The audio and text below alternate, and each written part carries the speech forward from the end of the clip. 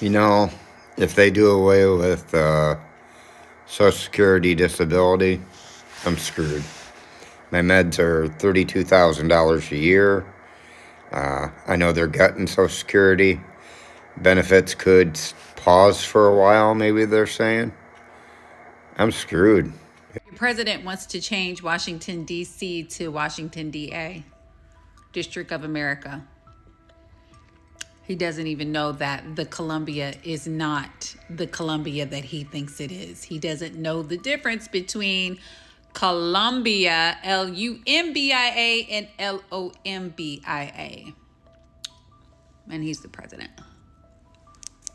You know, I voted for Donald Trump, and now I regret it because now, since Elon Musk took over, I lost my job. One thing you should know about me is I'm not a Democrat nor a Republican.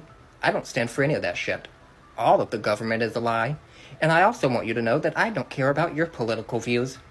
It's not right to deport these people out of our country. This is God's planet. Imagine telling a human, made by the same God, that they're not allowed on a piece of his planet. But no, I want you to actually think about, what if we banned all the pedophiles? Deported all the rapists? Your children would actually be safer in this country. It's not those that come here illegally, but those who are here already legally. That's evil. Preying on your children, dear. It's not the Mexicans or the Latinos. Get out of here with that fucking bullshit, dear. But a conversation that most of you are not ready for is the church. Most of the pedophiles and the rapists come from the church. Sex offenders from the church. It's not people from out of the country, it's our own people in this country, dear. Yes, I'm sure there's a few Mexicans or Latinos or Chinese, whoever, who has done something illegally. Let me remind you, though, it was white people who did the most illegal thing to another human, called slavery. We enslaved just about all the black people that was in this country. Huh? Why not deport white people? Huh? A Trump voter is now in the find out phase as his wife is sitting in an ICE detention center ready to be deported. Now meet Bradley Bartell and his wife Camilla. There they are, the happy couple just married. Now he voted for Donald Trump even though his wife was here illegally. She originally came on a visa, but she overstayed that visa. And he supported Donald Trump despite his policies to deport people. Now he thought it would be somebody else, but on return from their honeymoon in Puerto Rico, ICE picked her up because she was on a database for overstaying her visa. And of course, these people are just beside themselves. They didn't think this would happen to them. They thought it would be the others. They thought Camilla would get to stay because she was originally vetted for a visa. She was working, she had a W-2, and she paid taxes. They thought she would be the last one in the clubhouse who could pull up the ladder and prevent everybody else from coming in. But now they're in the find out phase. And he is upset. He calls the conditions she's in terrible. They can't believe they would do this to somebody. Well, he was ready for it to happen to somebody else. And welcome to the find out phase. Hey there, Echo Room Vibes family. Before we jump into today's episode, can we just take a moment? The love, the comments, the support, you all continue to blow us away. To all the new subscribers, welcome to the wild ride that is Echo Room Vibes. You have found your new home for satirical, dramatic, and sometimes jaw-dropping commentary on the state of things. And to our loyal day ones, you already know you are the backbone of this community. Thank you for sticking with us and vibing every single day. As always, before we dive in, major credit to all the originators and stitches of the video that inspired today's episode. Your voices fuel these conversations, and we appreciate your creativity and courage in sharing your perspectives. So let's dive into the video, and we will come back for more commentary. Do you want to know why MAGA hates us so much? I know part of the reason, at least. For 10 years now, if they're on his email list, they have been receiving emails like this. Democrats are doing everything in their power to take down President Trump, suing his administration, pushing for impeachment, blah, blah, blah. They hate the America First movement, and they hate you for being a part of it. And like this from J.D. Vance, there's nothing funny about the threats that Democrats are making against President Trump. What threats? And Marge says things like these left-wing domestic terrorists are anti-Donald Trump. And there's blatant lies. And this, as Democrats try to stop President Trump's plan to protect Social Security, which isn't happening. Because at this critical moment, Democrats are doing everything they can to claim that supporters like you have abandoned President Donald Trump. Democrats are enraged that President Donald Trump is ending fraud in Social Security, fraud that steals money from taxpayers like you. More lies. President Donald Trump is protecting and defending Social Security. More blatant lies. The price of eggs have come down. Interest rates have come down. Gas prices have come down. It's all coming down. There are hundreds and hundreds more. I mean, these are just a few examples from less than a week's worth of emails and Truth Social posts.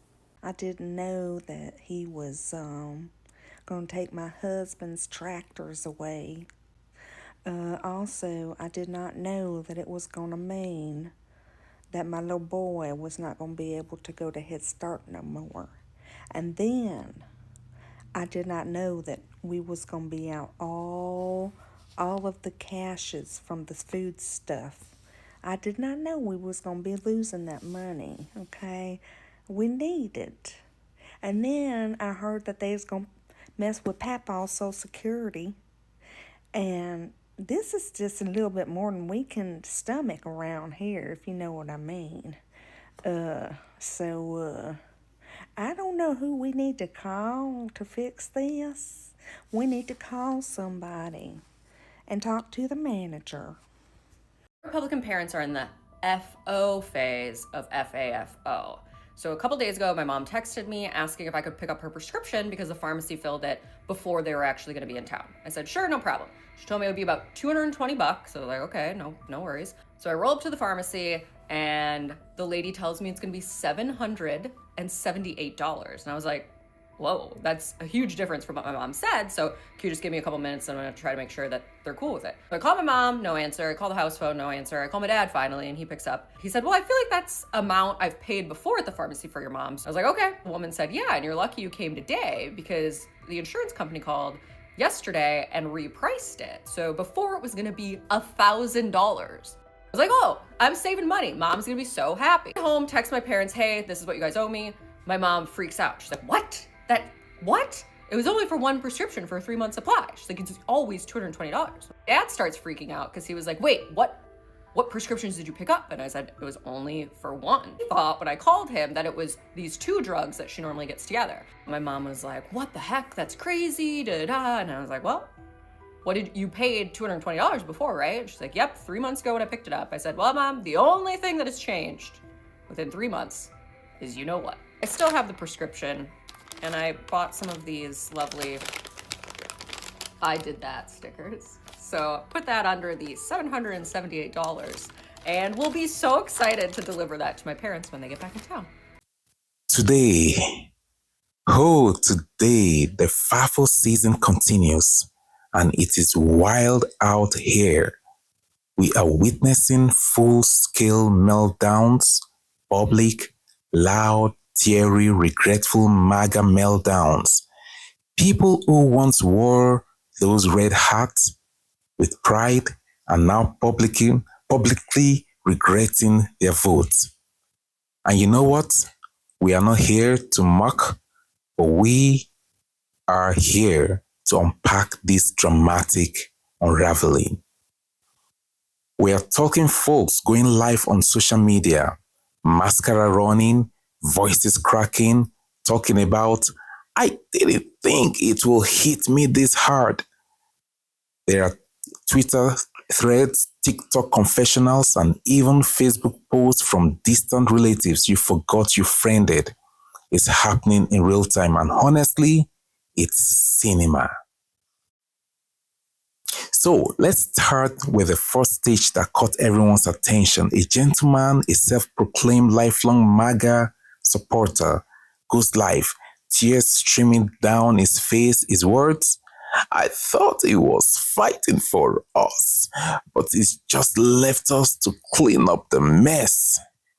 Another video stitch features a mother of 3 in the Midwest She's got bills laid out in front of her. Energy costs skyrocketed. Healthcare out of reach. Awards, we thought we were draining the swamp. Turns out we were building a bigger one around ourselves.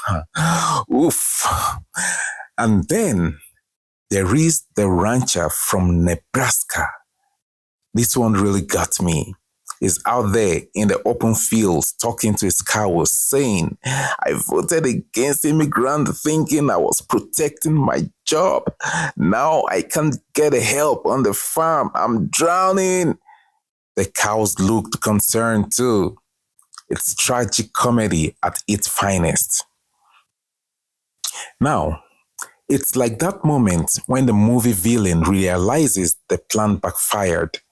What's happening here is that promises made have turned into consequences served, and they are hitting deep.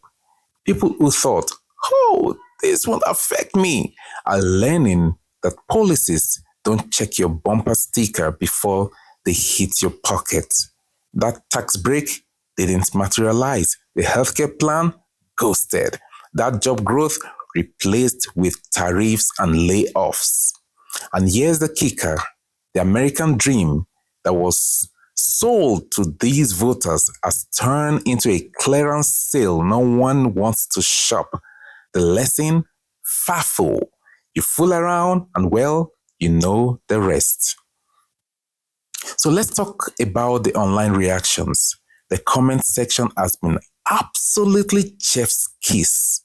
One TikTok user said, I'm just here for the accountability towel. Grab your tissues. Another, I can't decide if I feel sorry or if this is karma with sprinkles. On Twitter, someone posted, plot twist. They drained the swamp and found their own reflection. On Facebook groups, whew, they are either deleting posts at lightning speed or turning into digital group therapy sessions. The regret is loud, public, and unapologetic. Look, here at Echo Room Vibes, we are not here to pile on, but it's hard not to see the irony when someone who spent 4 years chanting slogans is now chanting, why me? I mean, imagine going to a magician's show, watching him pull a rabbit out of a hat, and then acting surprised that the rabbit has fleas. What did you think was going to happen?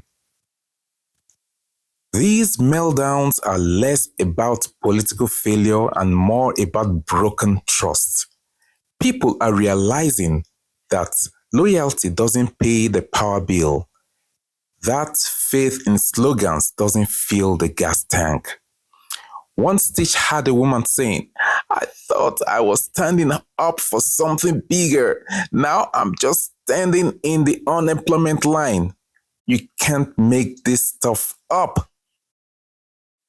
So, what's the takeaway from all this? If anything, it's a reminder that every decision has a ripple effect. The FAFO season is in full swing, and while it might feel dramatic and chaotic, it's also a wake-up call to everyone out there. Whether you are laughing, crying, or somewhere in between, let's just remember, actions have consequences, and sometimes those consequences come with receipts. Before we wrap up today's episode, I just want to say once again, thank you.